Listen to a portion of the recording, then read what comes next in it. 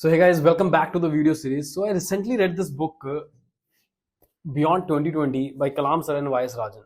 The tagline of the book is the vision for tomorrow's India. While reading this book, idea of this video came into my mind.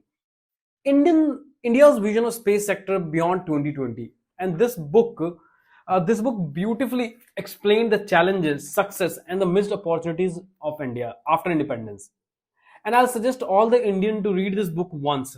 So today's video is on what technological and policy advancement India need to compete with the other global space agencies. Now, Indian space sector has a vast potential for economic growth. From 2003 to 2013, India earned around $15 million and it grown to $157 million from 2014 to 2023 with 396 foreign satellite launching and 70 domestic satellite launching services. The global space industry is valued at around $447 billion. देसी भाषा में बोला जाए तो 37 lakh crore rupees. बहुत बड़ा amount है. And it will jump to 50 lakh crore by 2025. And you'll not believe it will go to $1 trillion by 2050. India की टोटल इकोनॉमी जो अभी है वो है अराउंड 3.1 ट्रिलियन डॉलर्स. तो तुम सोच सकते हो कि स्पेस इकोनॉमी का साइज क्या होने वाला है after in future. After independence, we have missed a lot of opportunities. चाहे वो इलेक्ट्रॉनिक सेक्टर हो, प्रिसीजन मशीनिंग सेक्टर हो, चाहे वो मैन्युफैक्चरिंग सेक्टर हो, we have missed a lot of opportunities. But Indian space sector is we can't miss this opportunity of global space economy. India's space sector is valued around 9.6 billion in 2020, which is just 2 to 3% of global space economy. मतलब कि 100 रुपए के market में हम share कर रहे हैं 2 रुपए सिर्फ. The size of this sector is expected to reach $13 billion by 2025, and its aim is to capture 10% of global space economy. Even though ISRO is the sixth largest space agency in the world and hold exceptional success rate, still we just have 2 to 3% of market share. Potential segment in which India can work to increase its global presence is the satellite manufacturing, satellite launching services, and satellite ground equipments. According to the report of Indian Space Association, out of $447 billion global space economy, the ground segments such as satellite TV, radio, broadband, global navigation satellite system, etc., contribute around $136 billion, which is around 36% of total space economy. Next, the most promising sector is the satellite service sector. It includes voice communication, broadcasting, data communication, and it shares around 32% of global space economy, and it has a worth of 143 billion US dollars. Third is the satellite manufacturing, which is around $14 billion industry covering around 3% of space economy. India has very reliable launch vehicles like PSLV, GSLV, and we have launched hundreds of foreign satellites. But the issue is launching sector contribution is very small. It only contributes around $1 billion, which is just 1% of total space economy. तो हमें मेहनत एक proper direction में करनी पड़ेगी. And if we want a larger chunk of space economy in a near future, we have to be more desperate for the changes. These changes are not just technological changes on technological level, but also on the policies and the implementation level. Now, let us discuss policy aspect first. So last year, India came up with the Indian Space Policy 2023 with a vision to enable, encourage, and develop a flourishing commercial presence in the space sector. Now, this policy recognized that private sectors are the critical stakeholders in the entire value chain of space economy. Indian Space Policy 2023 unveils the government's plan to let private enterprises carry out end-to-end activities from launching satellites and rockets into the space to operating Earth stations, etc. Now we'll go through some highlights of space policy. This policy created distinct but related entities that will facilitate greater private sector participation in space sector. So first body they have made is InSpace. It's a single window clearance and authorization agency for space launch pads, buying and selling satellites, and disseminating high resolution data. It will share technological products, processes, and even the best practices with non-government entities.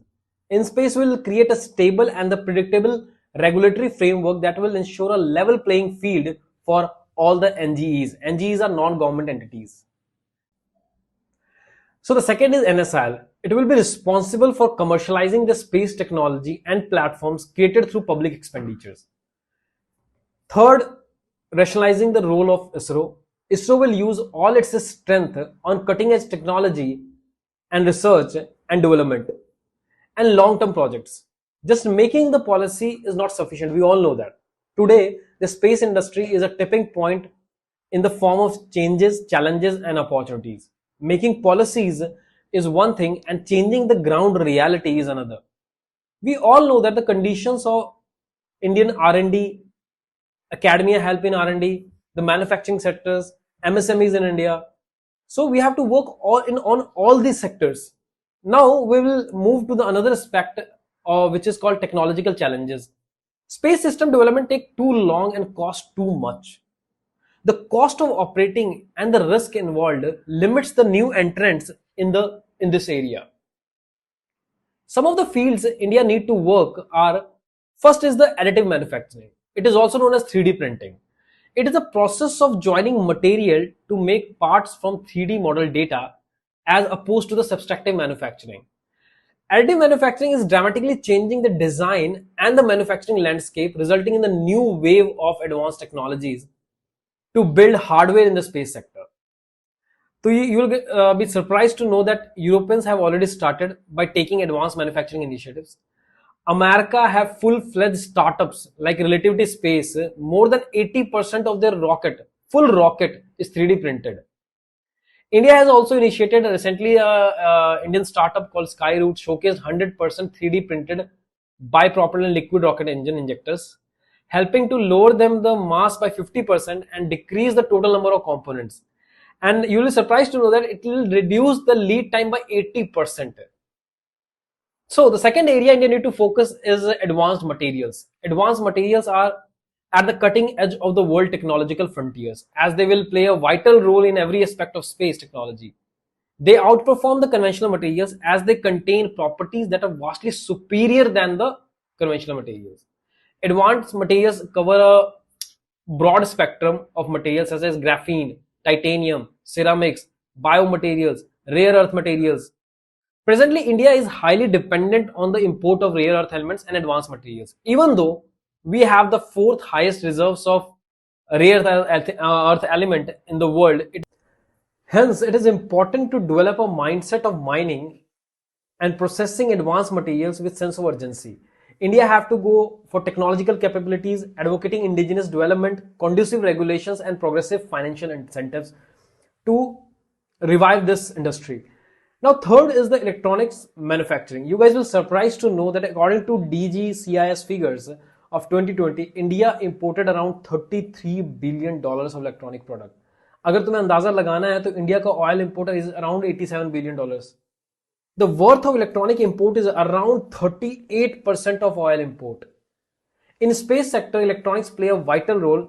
For example, radiation tolerant chips, gallium nitride, indium phosphide components, large focal plane arrays, solar panels, and the list is never ending. The government has taken multiple initiatives to boost electronic manufacturing in India and to reduce the import dependency and increase the export. Make in India program, National Policy on Electronics 2019 has been introduced. Production linked incentive schemes, electronic manufacturing clusters have been built.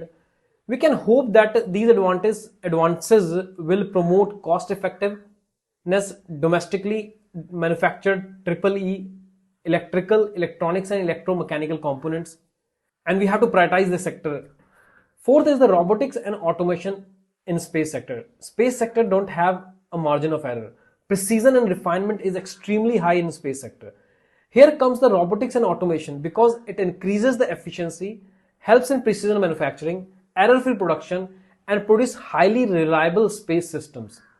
To achieve all these things, in my perspective, we have to work on 5-star principle. So this star has 5 nodes. Every node has its own importance, and failing to achieve one node will not give us results. The nodes are the government policies and funding. Second is academia and R&D. Third is industries and manufacturers. Fourth is startups and MSMEs. And last node and the most important node is Indian youth and the skilled labor. All these stakeholders have to work hand in hand, whether it's about passing information or policies or financial monetary assistance. What I believe, cooperation is the key for Indian space sector. Thank you. Jai Hind.